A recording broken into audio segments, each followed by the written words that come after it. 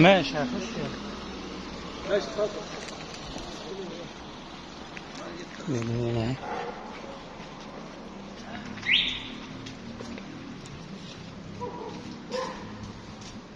هنا البدروم.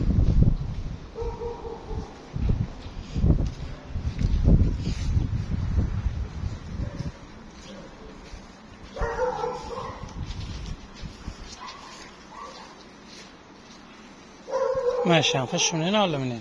لا الدور ده فيه حاجات مقفول معناش مفاتيح ولا لا. بص الادوار كلها سيستم واحد.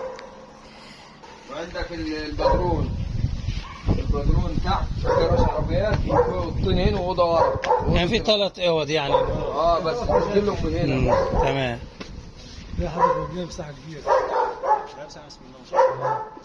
هي 3 ادوار، كل دور شقه من غير البدروم. دور كبير ملأ. ادوار غير صور تمام.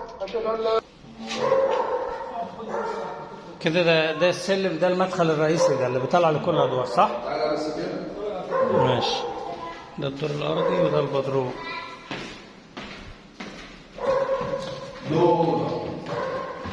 اوضه كبيره ورا كده. ماشي. معلش مفتاح. دي اوضه كبيره هنا واخده بعرض الفيلا.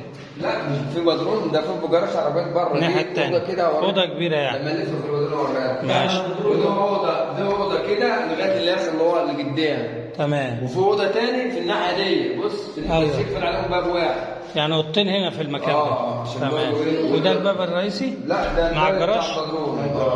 ماشي. ده حديث حمايه من بره تاني.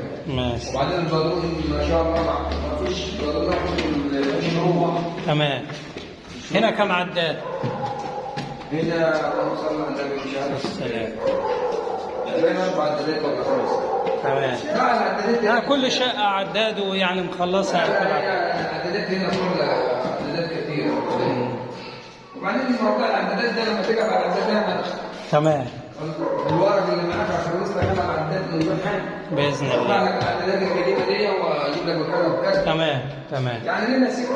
ان شاء الله باذن الله. وبعدين العاده احسن من المرتبه. تمام تمام. السن النصيب بقى. السن كله معمول خمس طول. ايوه كله. كله معمول فاهم. وفي مكان للاسانسير في النص. ايوه احنا عاملين مكان اسانسير. الفتحه دي فتحه اسانسير. هنا التقسيمه زي تحت بالظبط. كله فوق من تحت. الراجل واحد يكتب كله. يعني من بس هو التراب